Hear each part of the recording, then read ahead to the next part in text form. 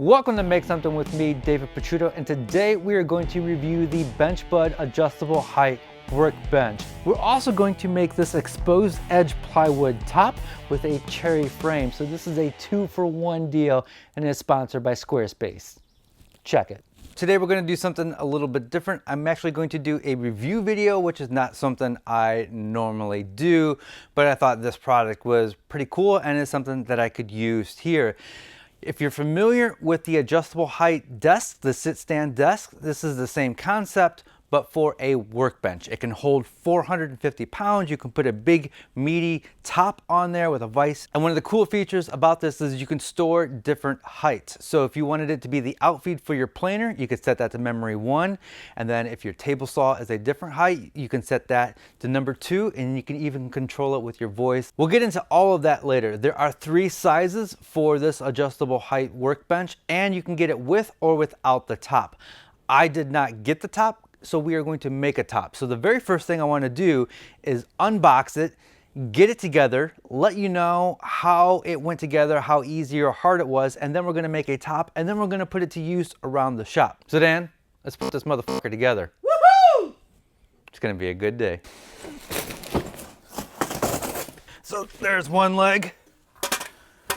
Pretty nice looking leg. Hey now. Something that I still do as an adult that I've always done as a kid is I like working on the floor, even though my knees don't like it. There's just something about working on the floor. I do this in my office. I play guitar on the floor. I don't know, there's something about working on the floor that I never got over. Not too many parts. We should be able to get this together pretty easy. I didn't know this until I opened the package, but step 1 is attaching the legs to the top. So I have to make a top. I thought I could put all this together and then make the top, but not the case. So Dan and I, we're gonna head to KenCraft. We're gonna go get a sheet of plywood and some cherry. We're gonna do something a little bit different. We're gonna take a piece of plywood and we're gonna cut it into a whole bunch of strips and then flip those strips up so the exposed edges are all along the top. We can make it any thickness that I want. So if I cut 1-inch strips, I can then flip them up and my tabletop will be 1 inch thick. So Dan, let's head to our favorite candy store.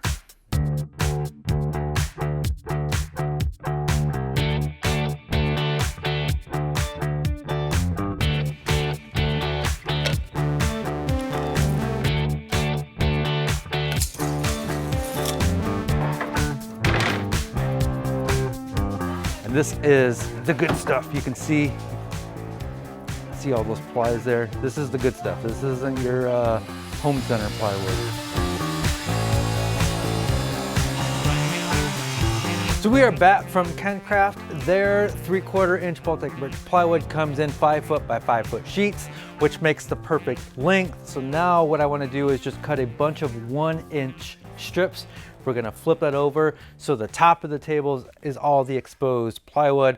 Also got this beautiful piece of cherry in there, and it's got some little bit of chatoyance. Is that the word?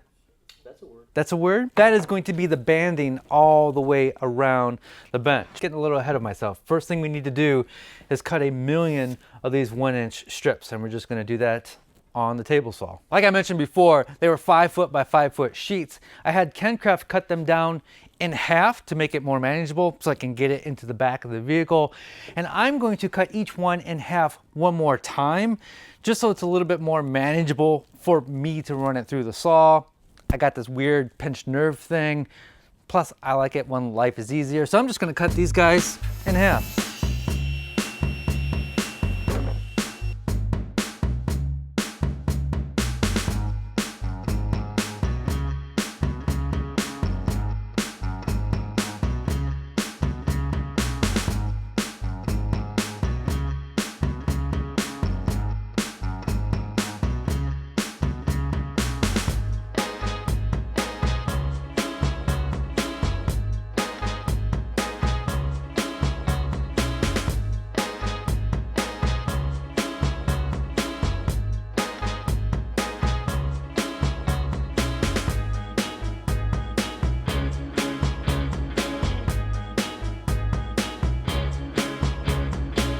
I am going to glue all of these up in sections just to make life a lot easier. I'm doing them in sections of 9 because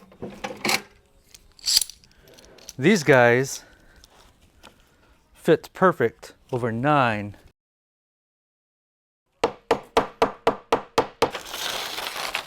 So we have 1, 2, 3, 4, 5 sections glued up, and now we're gonna glue those 5 sections together.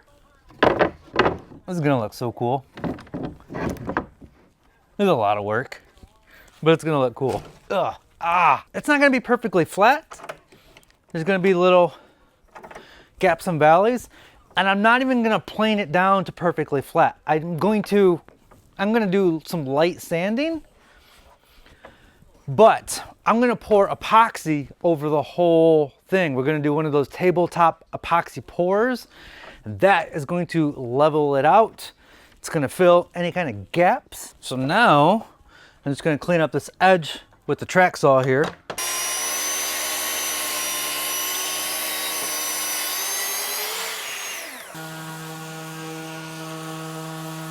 I got that all sanded. It's not perfectly flat, but that's okay because we're gonna do an epoxy pour over it later. So now I'm going to take that cherry that we got from KenCraft and frame the outside, and I'm gonna have it stick up just a little bit so it creates a reservoir for when it's time to pour the epoxy.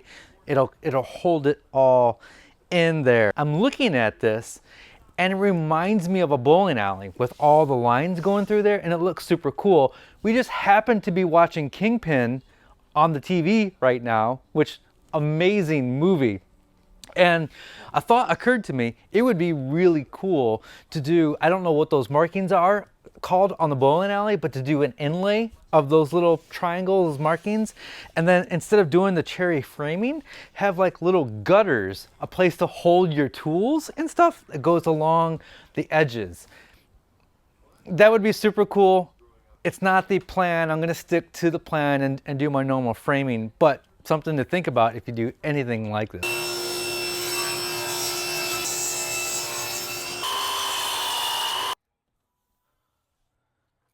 So I'm gonna glue on the 2 long pieces before cutting the 2 short pieces.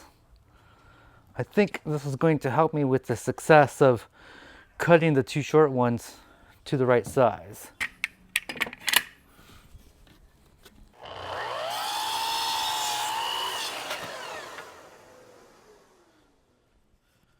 We'll just keep cutting this until it fits. Little too long.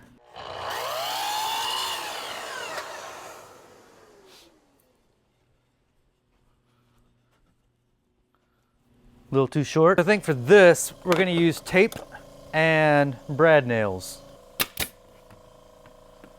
That wood glue is super strong, so just because that's not a tight clamping deal, that's gonna be just fine.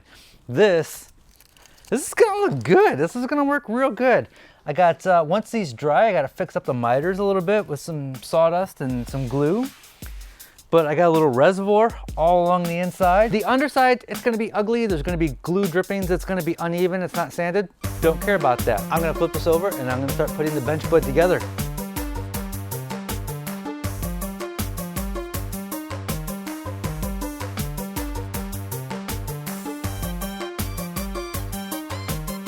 So before I try out the different heights and show you how this works, I'd like to tell you about today's sponsor, and that is Squarespace. And I'm going to show you how I add a new page to my website. So once I log in, I go to one of my existing pages and I duplicate that because I want to keep the same look on every page. Then I just go ahead and I start replacing content. So here's my title. So I want to replace the YouTube video with this latest one. And so I click edit and I just update that link. So for my subheadline, I'm just going to copy this, put that there, and then my body copy. I don't need this image, so I'm going to go ahead and delete that. And then I have a gallery of images here, so I'm going to edit this and remove these photos and then upload. And these are going to upload to Squarespace. Squarespace is going to automatically format them and change all the sizes depending on the device that you're looking at, whether it's your phone or a tablet or a desktop. I can give this a unique URL, so /tutorials, speaker, build. And I think we're good. We're gonna hit save. And that is how easy it is to add a page to your Squarespace site. So visit squarespace.com, and when you're ready to launch, visit squarespace.com/make something for 10% off your first purchase of a website or domain. Now, let's talk about this cool bench. Thank you, Squarespace. So let me show you the functionality of this adjustable height workbench. I have the optional casters on mine so I could wheel it around to the shop. I'll put it at its lowest setting, so I'll just hit the down button over here. Now, the lowest setting might be different for you if you don't have the casters or depending on how thick your top is. But this goes down to my thigh here, which is, and this is with the casters on, 30.5 inches.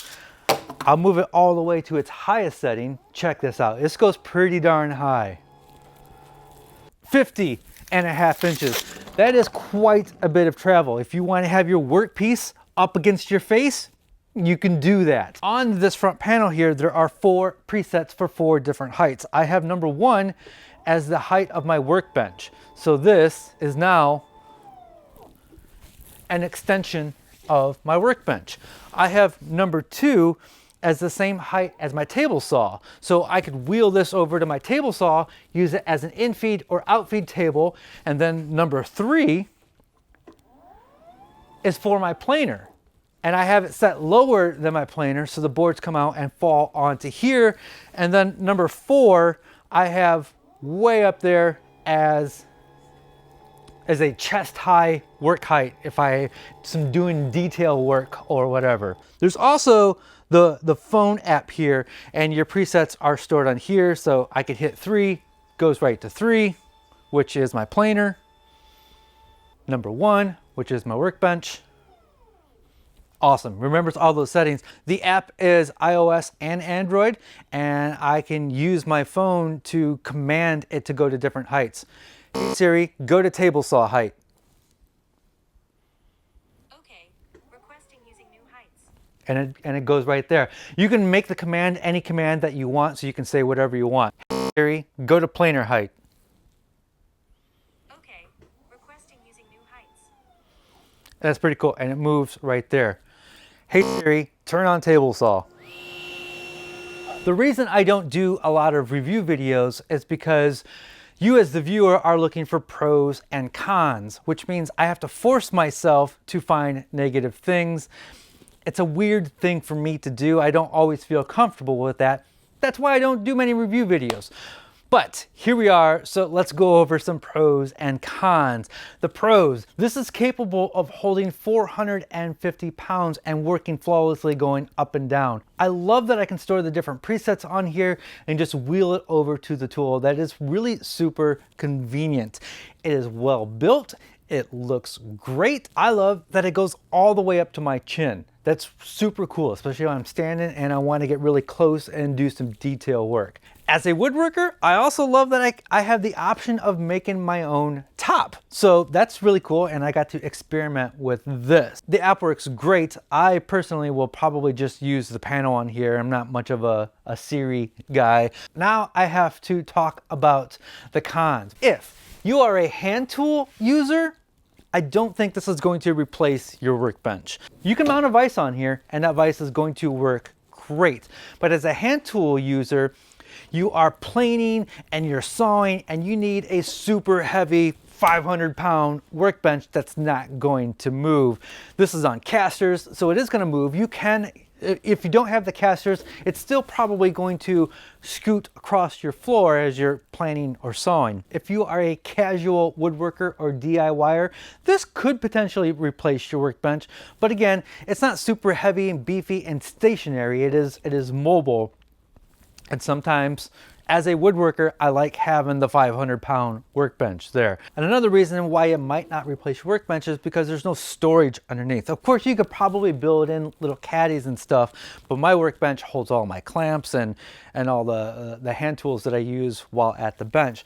I really can't think of any other cons other than it's not a 500-pound stationary beast. but it can take a lot of weight. It can take a lot of abuse. I love how this can be an extension to my workbench. My workbench just happens to be 30 inches wide. This is 30 inches wide, so it's perfect. And I can move it up to the exact height. I can also wheel it over to my table saw and use it as an infeed table. When I have big sheets of plywood, I need an infeed table, and this will work great, and I've got a preset all set up for that. And then when I'm by myself and I'm running long boards through the planer, I have a height that I can just set that to and wheel it over to the planer. All of that is super cool. That is the perfect use for this particular table. This doesn't use a battery. This has to plug into an outlet. And if you're thinking, well, I don't want to drag a cord across the shop if I want to go use it at the table saw, you don't have to. Just go to that particular preset, unplug it, and then wheel it over there. And you don't have to plug it back in to use it. So when I come back over to my home position, just plug it right back in. You can find this at benchbud.com. I also have an affiliate link down in the video description if you're looking to buy one. That kind of helps me out. They sent this to me. They did not pay me, and they also did not get to review this video, which means all the words that I said in this video are my own. They didn't tell me what to say. They didn't get to approve this before putting it out. The pros and cons are my actual thoughts and feelings. I hope that you can trust me when I say this is a great product. Might not replace your workbench, but it is a great accessory in your workshop. The top isn't done yet. I have a little reservoir where the cherry is sticking up all the way around, and we're going to do an epoxy pour. I haven't decided yet if the pour is going to just sit in the little reservoir or if it's going to drip over the side. It's something I got to do a little bit of research on. And I also might want to make the reservoir a little bit shallower because I think we did the math and this would take 1.5 gallons of epoxy, which is quite a bit. But we'll see. We'll see. I want to play around. I might even tint the epoxy. So I really love the exposed edges of the plywood. I think it looks really cool. And I think whatever I do at the end is going to be even more cool. And it should be dead flat because that epoxy is going to level itself out. That is going to wrap it up. Thank you for watching. As always, be safe, have fun, stay passionate, and make something. You could do jumping jacks on it if you want to.